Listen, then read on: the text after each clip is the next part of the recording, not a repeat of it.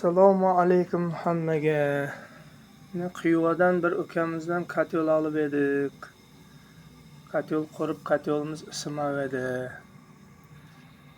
Lekin mana kotyolni Xivadan oldirib, ustalardan solib edik.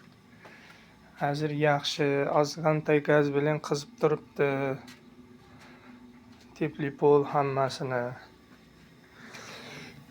Xivashi ukamizga rahmat, sog' bo'lsin, ishlarida hamisha rivoj bo'lsin. Mana yaxshi kotyol ekan. Shuni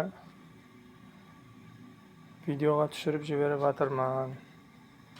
Rahmat. Mana yonishlari.